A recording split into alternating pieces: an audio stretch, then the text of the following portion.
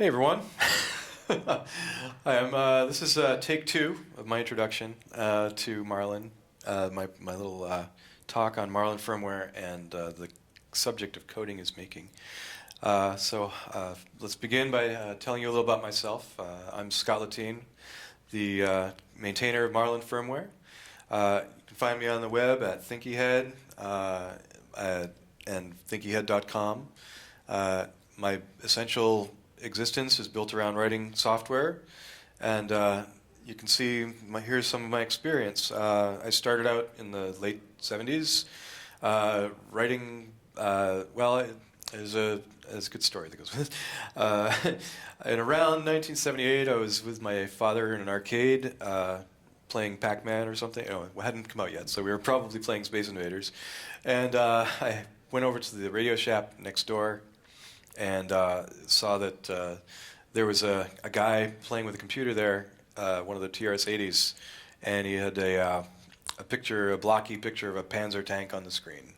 And he hit some key, and all this weird code went scrolling up the screen. It looked like a broken up, exploded Panzer tank, but I knew what was going on. I was like, that's the code behind all this stuff, and I immediately not only understood it, but I immediately wanted to be able to do that.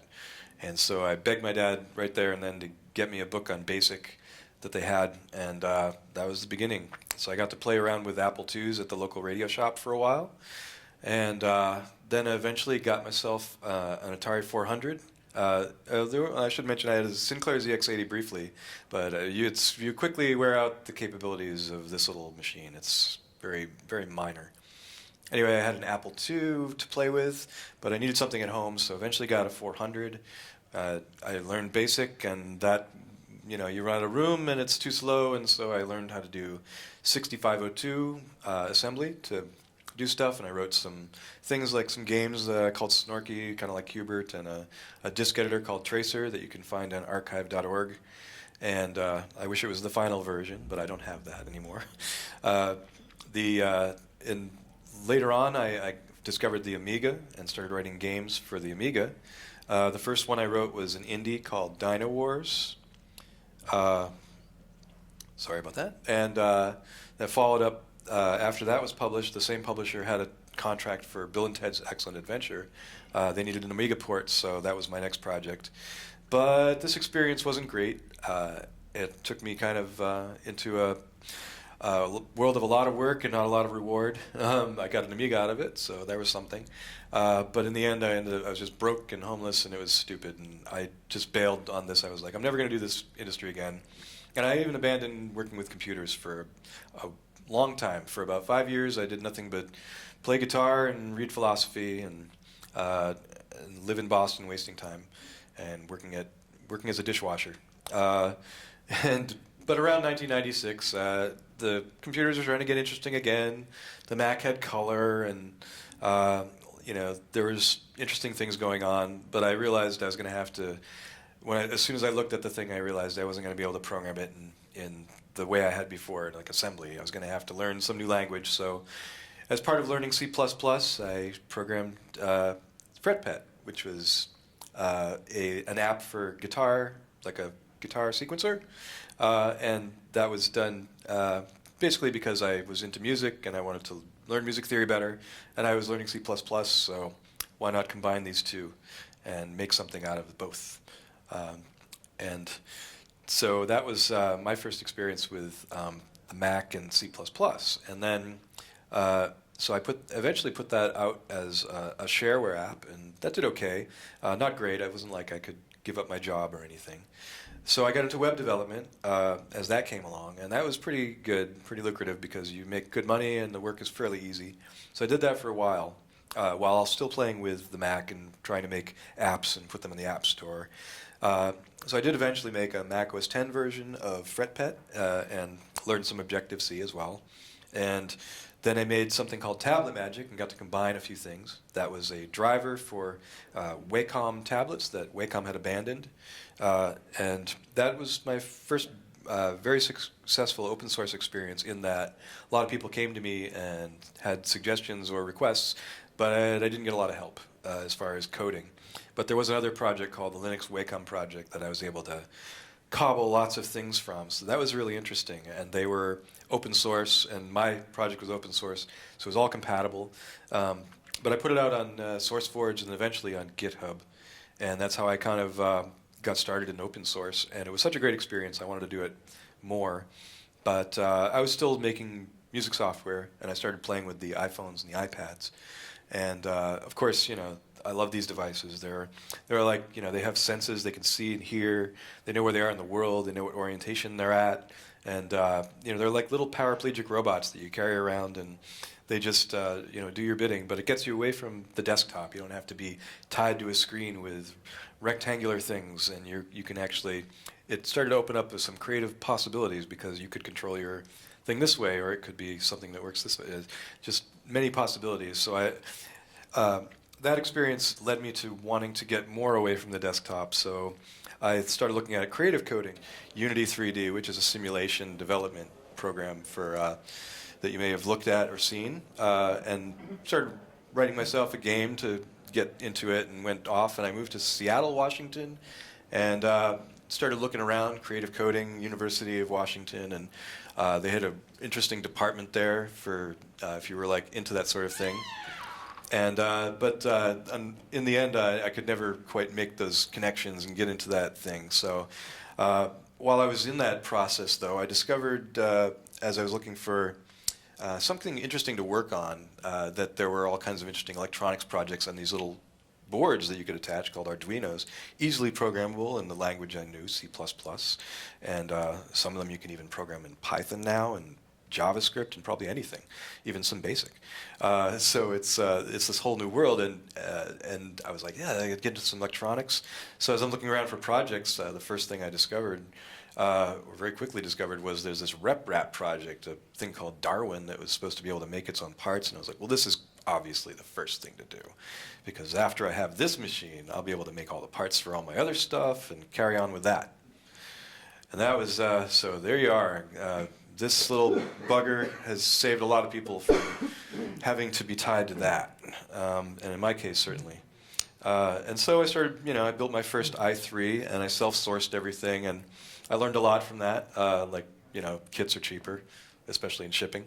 But it was a great experience. I had a fun time, and it worked. And I started designing things in OpenSCAD, fixing my blenders, and making some business cards and hard drive holders and things like that. And it was just really great. Of course, last year we're celebrating the 10th birthday of the Darwin, made by Adrian Boyer and David. Oh shit, I can never remember his name. Anyway, but there it is, the first Darwin, and its first Darwin created by a Darwin. And of course, last year everyone got together and had a cake. And you may know some of these faces. They were in this room yesterday, some of them. And here's another close-up. And of course, they're pretty ugly things. People don't build these anymore. You know, this was a better iteration, and yet, I mean, we wouldn't generally consider building something like this now, unless you're a real tinkerer and you want to make your own electronics and stuff, or you know, just have the classic. So the thing was that they started getting better, cleaner. And the i3 was the one that really caught my attention. It was clearly, of the whole field, it was the nicest one. It had the open bed, especially, was great. And then little Deltas came along. And while I was living in Seattle, I actually met Johan Rokal, who brought his first Kossel Delta. It was using fishing line to drive itself, and I was really impressed by Deltas. I thought they were so cool. And of course, nowadays, you find 3D printers in all kinds of media. We've got that one on the top left is from Altered Carbon, I think. Oh no, the bottom left there. I think that one up there is from probably Black Mirror. Of course, Westworld and Lost in Space, all featuring 3D printers. It's become, people are well aware that 3D printing is a thing.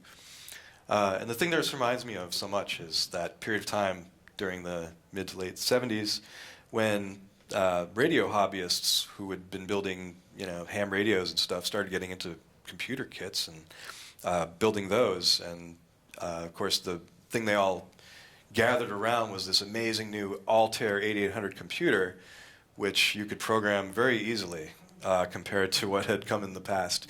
And people immediately, the first thing people would do after they built this would start tinkering with it, and then of course it generated lots of ideas, and people wanted to do lots of other interesting things with them. So this kind of spirit hasn't really lasted. There was a period of time when this was like the Renaissance, and then you had IBM clones came along, and it just kind of like plunged. And you couldn't be a computer hobbyist, so to speak, building a new computer and putting it out like you used to. Like back in that period of time, the idea was you would have a custom chipset that would be like your video. You would actually have to make your own video driver. Maybe the CPU would be your video driver, and you would have to have everything be custom made. Maybe design your own sound chip or get some from somewhere. Pick a CPU, and these days that you don't do. As soon as the IBM PC came along, and ISA, and of course PCI, and all those others, all that kind of stuff went out the window. But these great innovations were just amazing. I mean, this does look a lot like what we kind of do today, except with older components. This is a much improved version of the first Apple computer, and of course, we wouldn't ever build anything like this today, except for this. Anyway, you've heard all this before. I'm sure you know a lot of it, and if you want to learn more, I highly suggest not seeing Brint the Legend. Instead, I recommend you wait for the Replicating Rapid documentary, which is in production. Got some people working on that now. So anyway, let's get into some nerdy stuff here. What's all this Marlin all about? When I came to Marlin, it was like 2011, and the project, or late, I guess it was 2012, and it was the first, looking at all the different available things, it was clearly the most complete and mature, and yet it was still very new, and definitely kind of still hacked together. And so I immediately was like, well, this is the one, but there were a lot of things I didn't quite like. When you press the button on the screen, it would make this chirpy sound. That was the first thing I had to fix. It was like, that's stupid. So I started submitting little changes, but it was hard to get a reply. It wasn't much going on, and there were really only one or two people kind of paying attention. I think it was Eric van der Zalm was pretty much the only person I could get a hold of, and I'd still have to wait days. So in any case, before I get into that, so I started making these kinds of submissions, and little by little it built, and I started to become more and more involved, and eventually people started turning to me and being like, can you do this? Can you help me with this? And so you know how it goes, and suddenly you're the administrator of the project that you only had a basic interest in at first. Of course, we all know the stack. When you do your 3D printing, you need all these things, and somewhere at the end of it, you need something reliable that can manage to handle this G code which runs it. And 3D printers are based around CNC machines, the general idea of CNC machines. And one of the best things around for CNC is Gerbil, which you can get on GitHub. It's an open source CNC firmware. And Marlin was actually built out of an older version of Gerbil mashed up with Sprinter, which was itself a couple of generations beyond some other firmwares. And so it was an interesting little project. But now, of course, we also have some other interesting ones. We have Reprap Firmware, which is probably the best choice for Duet right now. Clipper, which does a lot of processing on the computer, and then less code coming over, and it makes it, apparently you can get higher speeds with it and stuff. And others interesting, and there's some here you've probably never heard of, SJFW, but they're all out there, and they're all options. So, of course, your firmware is a signal coordinator. Essentially, it's the facts about Marlin are when it first came out, it was for Arduino 8-bit AVR boards, and you could get it to work on DOs and other things that were built around the same Arduino libraries and stuff. And of course, it's free and open source. And as far as sketches go, if you've ever done an Arduino sketch, it's a little large compared to your typical sketch.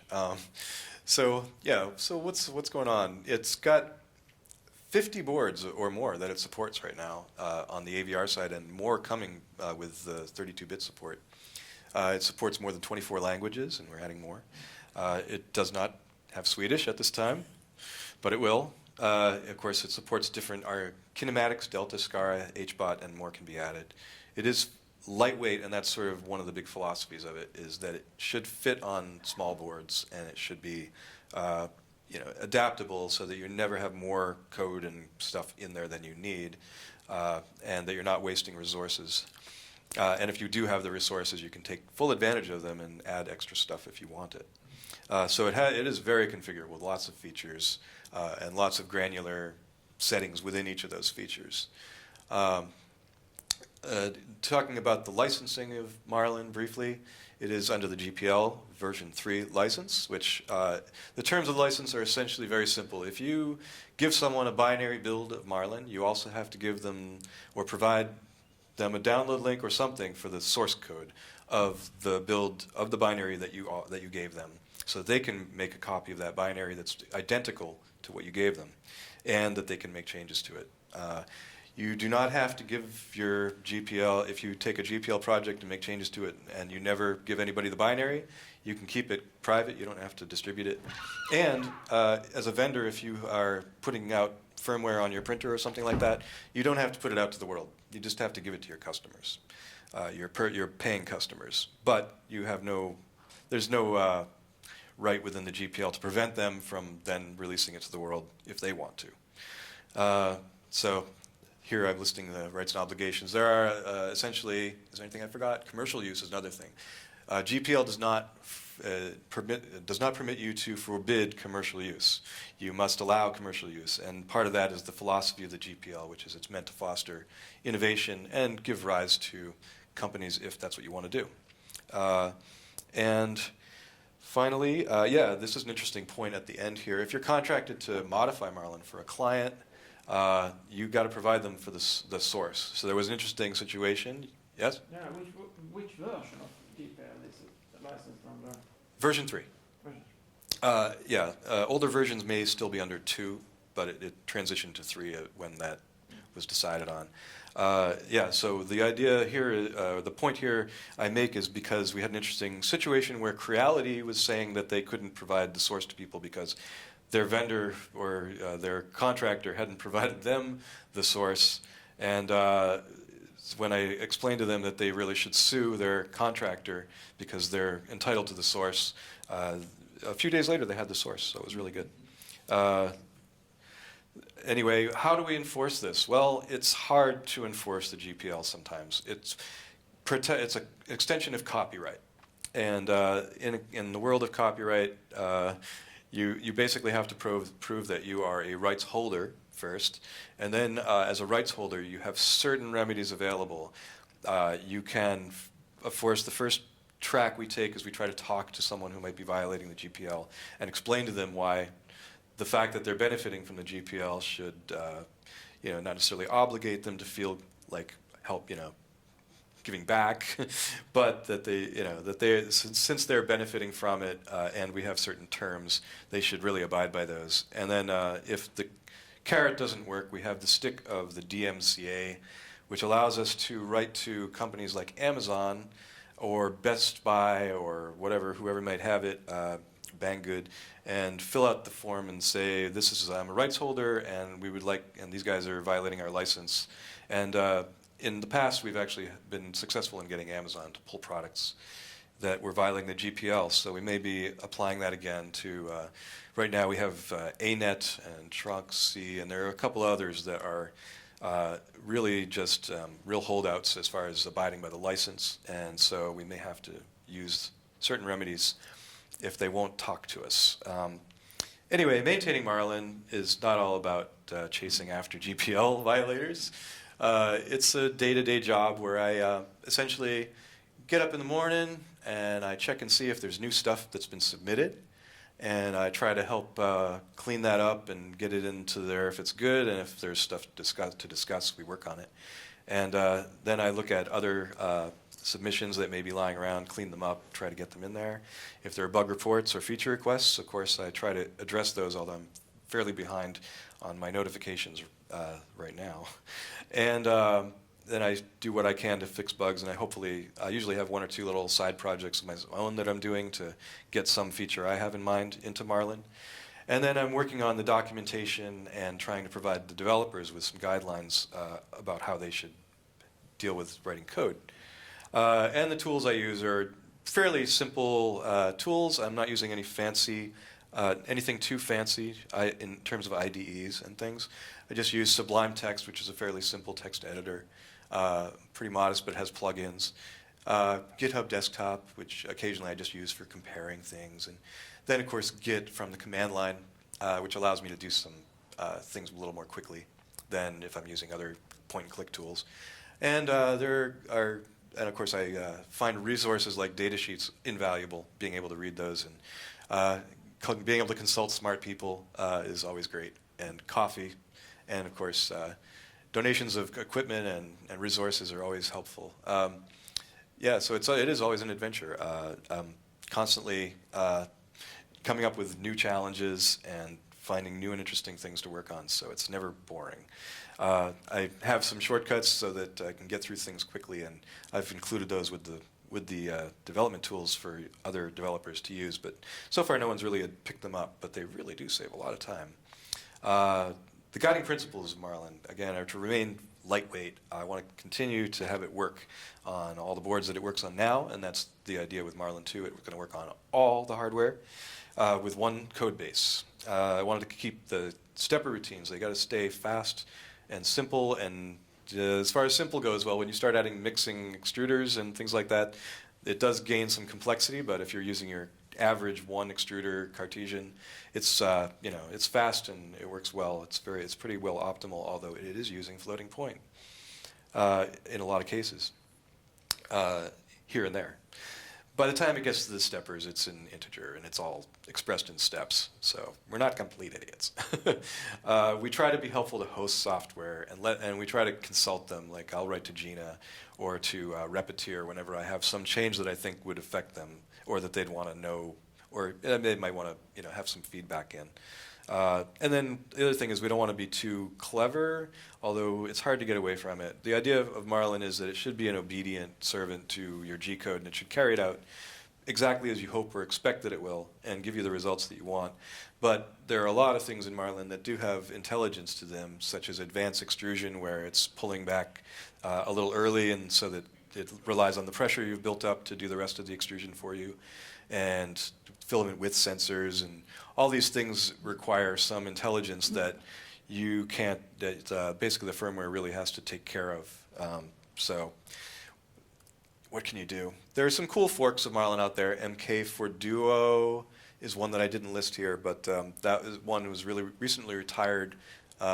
Marlin, this Mago Kimbra has done a lot of really good work, and we keep bringing over more and more stuff from his fork of Marlin because it's so awesome. There's a Prusa fork of Marlin, which has departed quite a bit. It's based on, I think, some version of 1.1 something, but they continue to make improvements, and the current jerk stuff that's in Marlin comes from the Prusa fork, actually. Well, we've been through this a little, but basically, whenever you do a print session, you have to go through all these different processes. First, you have to make sure the printer knows where it is, and then you have to probe the bed, maybe, or turn on your matrix or mesh or whatever you have. Wait for the heaters, print some layers. You might pause in the middle of the print and or you might lose power, and the printer will have to resume. So you have to handle errors and be adjustable. And then when it's done, it finishes, gets nozzle out of the way, and shuts down safely. So all of this process requires the coordination of all these different components. We have a G-code interpreter that does all the work of turning your G-code into commands that make sense to the firmware. We have a queue that basically is taking these little blocks of moves and coordinating them when they're going to be run.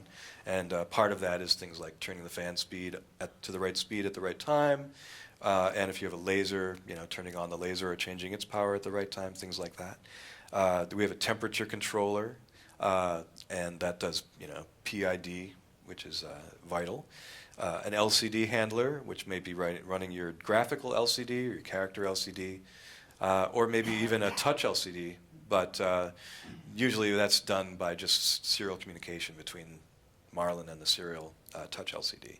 And there's an SD card, of course, and you got to be able to read and write to that. And of course, any sensors you add all have to be handled in this big loop that Marlin's running. And in order to do that, we have all these different parts and procedures, but this is the basic flow.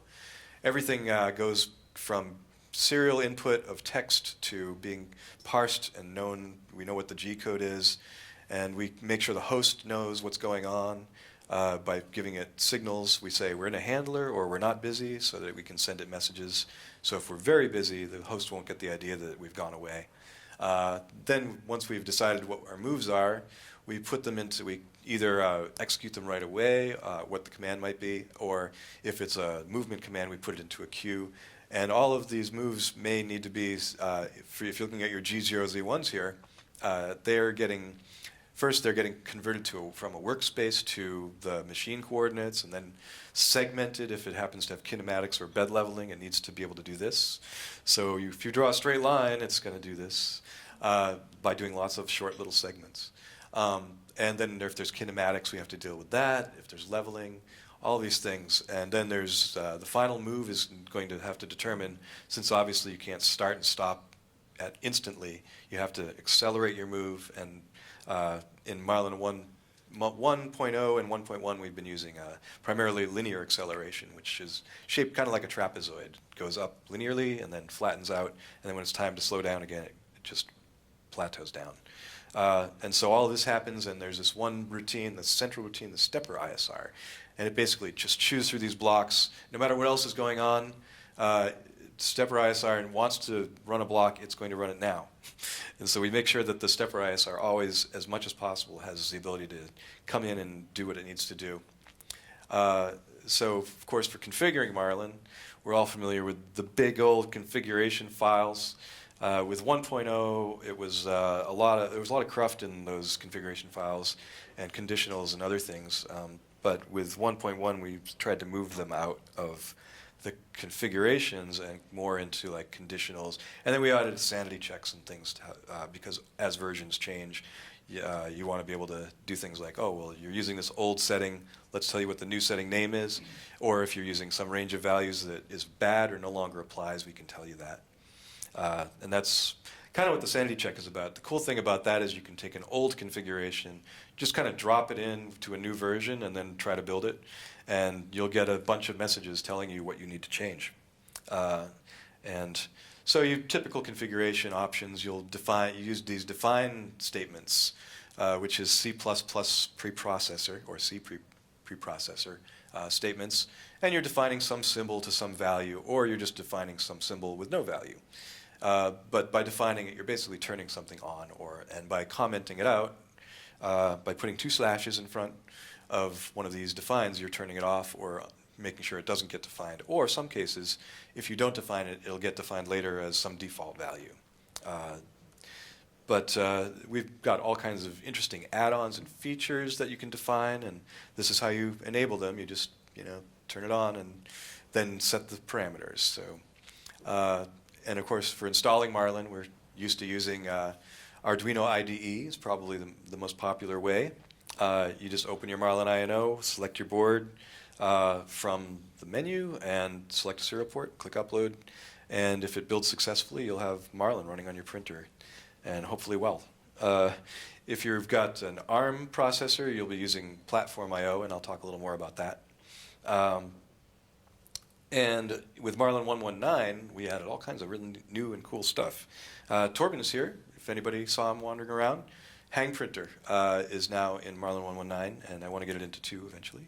The major planner rewrite, that was a big deal because there were some bugs, and you could get shifted layers, which some of you may have experienced.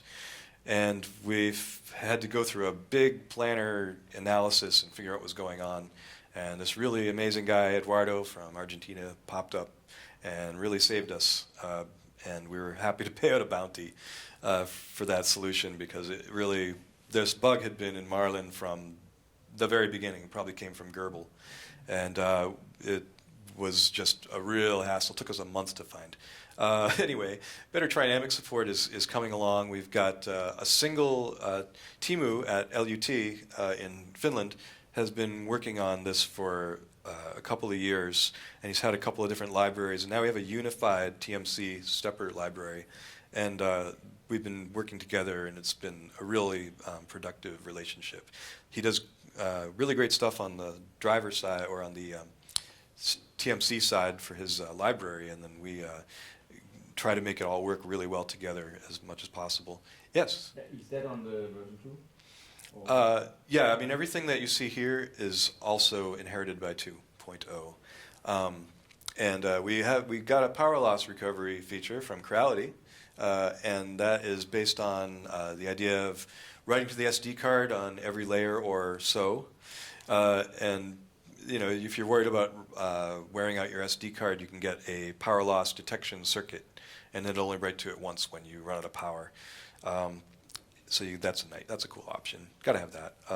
We added many more sample configurations, examples, and we're trying to basically give a good sampling of machines that are representative of what's popular or known right now.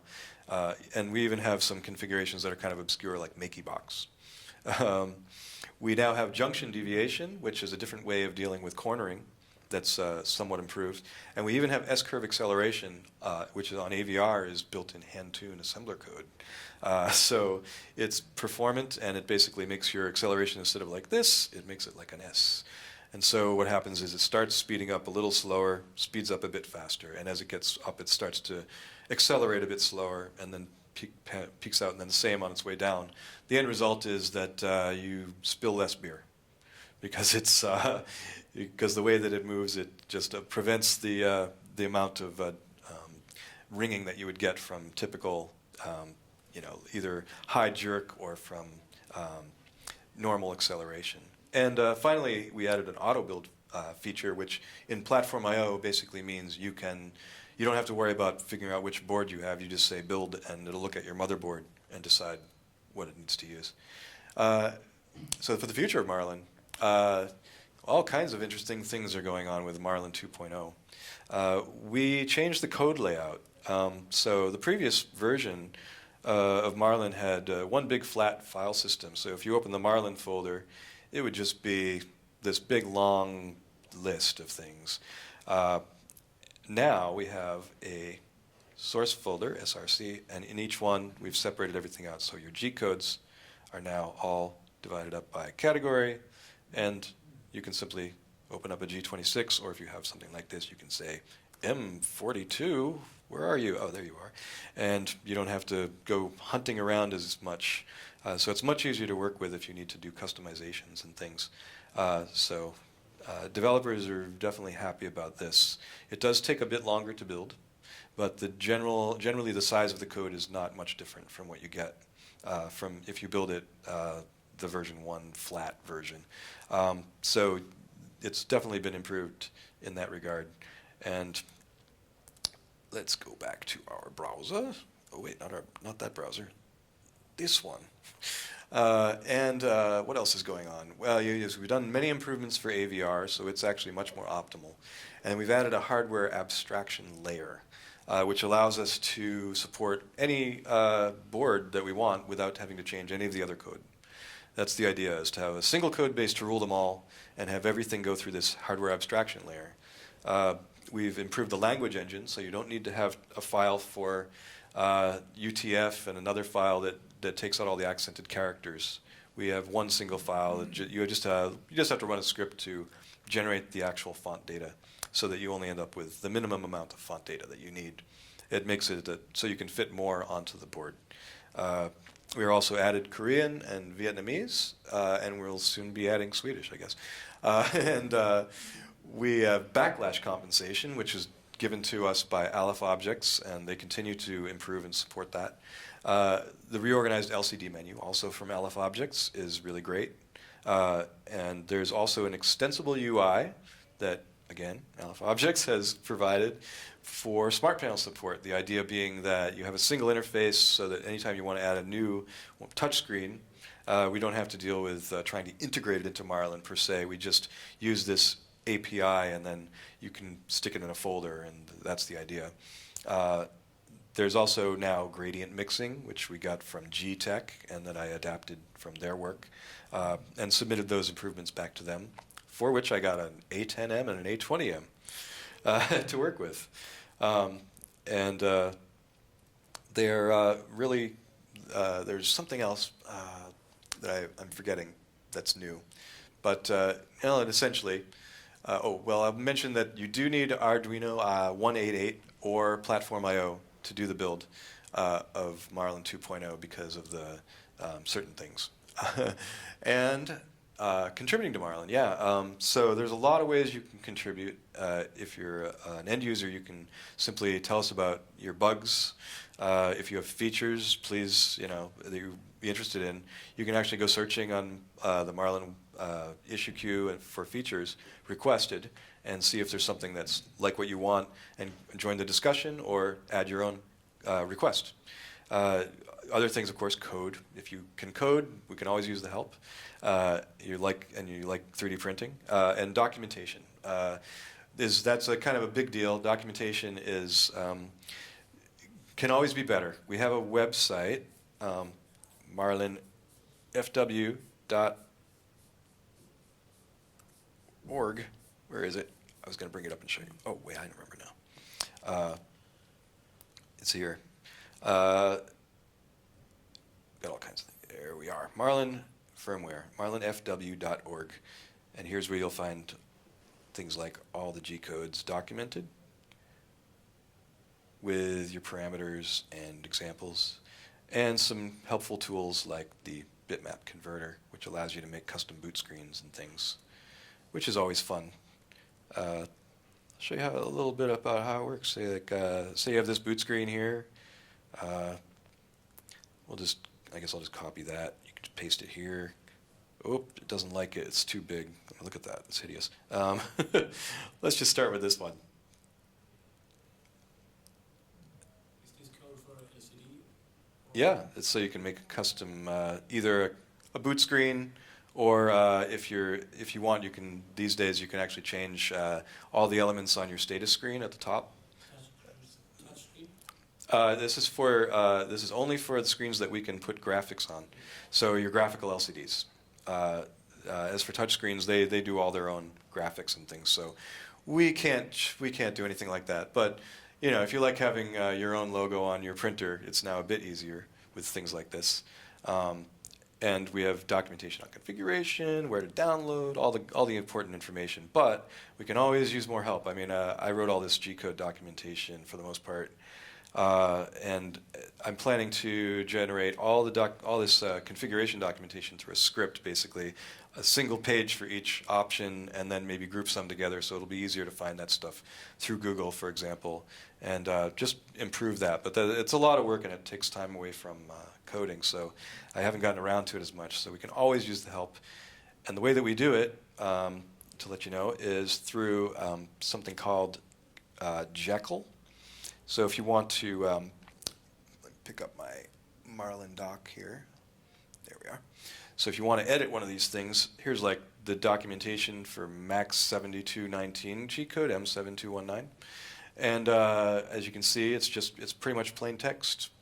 We've just indented with little things. This is called YML, and this is how we generate it. So it's just fairly easy to edit, and then you can just submit a pull request just like you do with Marlin, and we bring it into the website, and boom.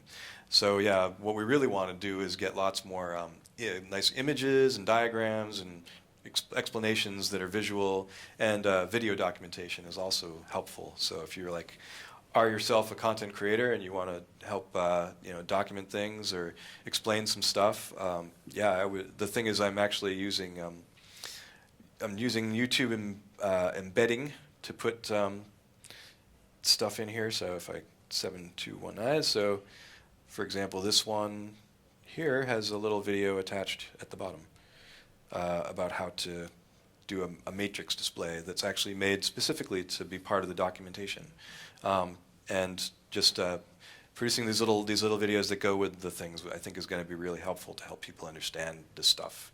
And just because we always get requests for information, I'd love to be able to just give people a link instead of spending a lot of time in explanation. We also have a Marlin Firmware Facebook group that I mentioned earlier, and so you can always join that if you need help. We have a Twitter account, so I'm trying to keep the world informed of what's going on a little bit with Marlin.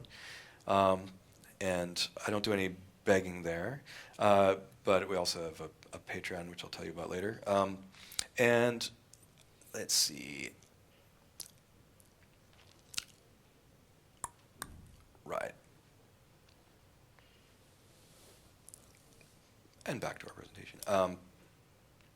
The documentation project itself is at this link, right next door to Marlin. And if you're looking for more information about Marlin, these are all the places you can go.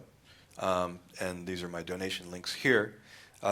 Actually, at this point, I'll give you a little picture of the page. At this time, I have about 237 patrons, and I'm making just enough to cover the rent. It's a full-time job, and I really need help, so if you know folks who are philanthropists or whatever, please send them my way. We get a lot, actually, some of our major supporters are Aleph Objects, and another is Creality. And some private individuals are being unbelievably generous. I haven't figured out exactly what kinds of benefits I can give because I'm just a lone coder, but I've offered things like special Discord access and stuff.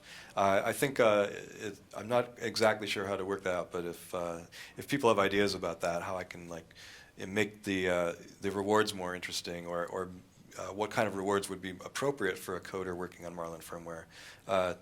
And thanks for help. I know that I want to send out stickers and things like that, but it seems like such a small thing to give in gratitude for all the amazing help I've been getting. It really has been amazing. I can talk a little bit about the fact that when I first started this thing, my Patreon was like languishing forever, and I was like, I lived in the back of my friend's bread truck for a while, which was very spacious. Had all kinds of furniture in there. It was like my little home. But that was what I was working out of when I first started getting into the Marlin, and then why I started the Patreon. It was really, a lot of it had to do with just not wanting to be tied to the desk working on websites, and I needed that change because my soul was much more into this than it was into any of that. And so that's pretty much the end of my demonstration. If anybody would like to see what it looks like to build Marlin in Platform.io, I'd be happy to give you a quick demo of that. Yeah, would be cool. Okay, well, let me show you. First of all, Platform.io is not a program. It's actually a plugin. And it's a plugin for a program which is free called Visual Studio Code, which Microsoft puts out. It's not Visual Studio. It's Visual Studio Code. Basically, it's a little program just like you're used to if you've used IDEs. Folders, files, all that. And you just basically, first off, here's Platform.io sort of lives in its own world here. I'm not going to go through how to install it. There's a whole video that Chris's Basement has, and that's a really good one. But I'll do a quick overview. When you do install it, it gives you these little buttons at the bottom of the screen here. And this is like the home button, and that just brings you to the Platform.io homepage inside your editor. And there you can see which platforms you have. And so here's your AppMel. Oh, needs to be uninstalled. No, there's some, oh wait, here we go, updates. And it gives you updates on those platforms. And so here's AppMel SAM, and it supports like an amazing assortment of architectures, which kind of, this project popped up really recently and has been such an amazing boon for Marlin. It came along at just the right time. And Ivan Kravitz, who started the project, has been amazingly supportive of our efforts as well. And it's just great to have this because it opens up the possibility of like basically any new board that comes out, we can very quickly get support in through adding one of these HAL folders to Marlin. and there they are. Look at all those HALs that we currently have. AVR, do, SP32. We even have a build you can do on Linux and run Marlin in simulation. So if you need to do that. TNCs, which I haven't seen widely used, are actually supported. The printers that tend to use them are printer bots. And I suppose probably the printer belt and the variants of that might want to use them too. But the different STM32s, although these are all going to be unified, 1, F4, F7 are all going to be unified into one, so it won't look quite as impressive. But in any case, when you want to build Marlin, all you do is, I don't know if you necessarily have to have a CPP file open, but can't hurt. And basically, you just say, okay, I'm not sure if AutoBuild works on mine right now because I need some kind of Python plugin to support it. But on other platforms besides Mac or my particular Mac with my weird version of Python, you might have better luck. You should have better luck. But basically, if I say B, it's build, and it should look at my motherboard and do the right build. Let's see if it does. Nah, it's still broken. So let's just go with the usual build style. So what I would do is say run task, and then I would say build. And so this gives you a list of all the builds, or if I want to build for Mega, I can just type Mega, and there's the one I want to build. So I'm just using the default config, I think, right now. Let's see if it builds or not. If it doesn't, I'll just make sure. I'll say it's just the default bug fix. And there it is. It's building just like you're used to in Arduino IDE. As far as uploading goes, you don't actually have to select a serial port. It'll figure that out for you. And if you're building for like one of these 32-bit boards, typically what you end up with is a hex file that you, like a firmware.bin file that you drop onto an SD card, and then that's placed into the board, and you reboot it, and it finds that file, and it installs it. So it's a pretty straightforward process, and we've documented that on marlinfw.org. And so you can see that this errored out, and so I apparently made some kind of terrible mistake. Temp error was not, it's because I haven't updated, but that's just me.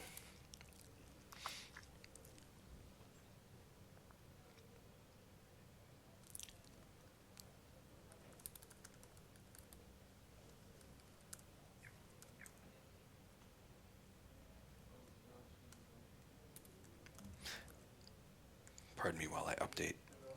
There we go. All updated. Let's see if it builds this time. In my case, Command-Shift-B brought that up, and I just hit return, and it's building it again. It should only build what it needs to based on the changes. But you can see it's compiling awfully fast, and this isn't the fastest computer in the world. Platform I/O seems to be pretty efficient compared to Arduino IDE. Zooming along, and boom, seems to be about done. I think it's successful. Linking, there's your ELF. Oh, look at that, success. All right, so very straightforward. And if I wanted to upload it, I could just do the same idea, except boom, upload. Oh, it's not in the build tasks, of course. It's in the tasks. There we go. Upload. Upload Mega. There it is. So I could just do that, and it would upload it automatically. So it's not hard to use. It's very, very straightforward to use compared to Arduino IDE. And of course, it's a real editor that has lots of better features. I would highly recommend that if you need to do any kind of editing at all, pick this over Arduino IDE for sure. So anyway, I guess I'll just open things up to questions at this point. If anybody has any, just raise your hand. Was I that thorough? All right, I'm proud of myself. Well, I'd like to thank, oh, wait, we have a question. Yes. Do you have any good configuration tips for 3D printers? Oh, what's the question? Do you have any good configuration tips for 3D printers in Marlin? My configuration tip would be essentially like I know there's some issues that come up, like when you want to upgrade your configuration from an older version. The tip I have for that is use diff tools if possible to compare them.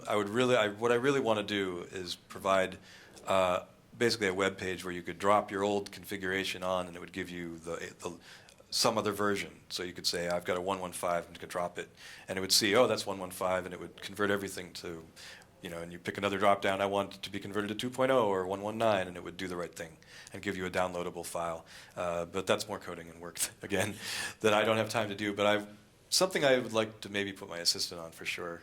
My roommate would be probably into making that. But in general, my configuration tips are, start with something like an existing configuration for a machine that is either exactly what you have or close to what you have, and then work from there and start tweaking it. And if you're bringing settings over from something unfamiliar, just try to talk and consult with people and test it and do a lot of testing and make sure everything's cool. Pins and things are handled pretty well by Marlin, like behind the scenes. And lately a lot of stuff we're doing is trying to make it easier to do custom pins, so you don't have to go off and edit the pins files and things. So my advice will probably be changing over time as far as that goes. But in general, yeah, I'd say starting with an existing configuration that's close to your own is really going to get you a lot further than almost anything, really. Yeah, so any follow-up? Yeah. Yes. In that regard, also easier way to switch stepper drivers? An easier way to switch stepper drivers? Maybe I'm just not getting it right. But Yeah, well, let's take a look at configuration.h here. And let's look at A4988. So yeah, what is the bare minimum that you need to take? At the present time, wait, that's the wrong configuration. Where are you, A4988? There you are. So at this time, you can set the driver directly by simply saying, these are the driver types that each one's using. And then, so that's pretty much all you have to do. And then automatically figures out what the stepper durations should be and everything like that. So that's the newer way to do it now. It used to be a bit trickier. Does that make sense? They said that I see got problem with that there's some configuration, your mean max fluctuation, and so that seems to get when I use different drivers. You mean like if you mix drivers? Yeah. Well, you shouldn't mix drivers. Yeah, exactly. Yeah, it's a bad idea because you're basically, Marlin must deal with the lowest common denominator. When it turns a stepper, when it wants to send a pulse to a stepper, it has to set a pin high or low, and then wait, and then switch it the other way. And there's actually some that use a different method. Like instead of switching it high or low, all you have to do is switch it. You don't have to go switch back. Every time you switch it from high to low or from low to high, it considers that a step, that's a better thing because you don't have to do that. You don't have to deal with pulse duration. It's handled by the stepper. But all the stepper drivers that we deal with don't do that. They all need a pulse duration, and so we have to start the pulse, wait, and stop it. If it were possible to start the pulses for the different steppers, and then set an interrupt somewhere that would turn them off at the right time, and that we didn't have to worry about it, that would be great. But actually the way it works is we set the pulse start, and we wait, and then we turn them off. And the code to do that has to be pretty tight. So we can't have a lot of logic in there, like, oh, if it's this type of stepper, we need to wait this long. And then we'll set the pulse, and then we'll wait a little longer, and then we'll turn it. So it really just makes the most sense for your performance to just use the same stepper drivers together as much as possible. Yeah, in my case, I would like to have expensive CMC drivers on X and Y, and then have a high current driver on the extruder, for example. Yeah, well, I would just say try to match them in such a way that they don't give each other conflicts, that the timings are close. Because otherwise you'll have issues, and it will have to basically defer to the lowest common denominator. So if your trinamic drivers are set for 16 steps, and your extruder is set for 32 steps, for example, you might find some issues that are of behavior or timing. And in general, you may not want to do that anyway, because every time you double the number of steps, you're doubling the amount of processing. that Marlin has to do, and so where possible, it's better to use a stepper driver that can interpolate like a trinamic, or stick to or use. You may have to upgrade your board to like a 32-bit board to achieve higher step rates, especially with things like true 128 microsteps is like impossible for AVR, but very easy for a 32-bit board, even a DO to handle. So, yeah. Anything else? All right. Well, thank you all for coming. It's great to see you. This has been a great event, and it's a real honor to be here. So thank you, everyone.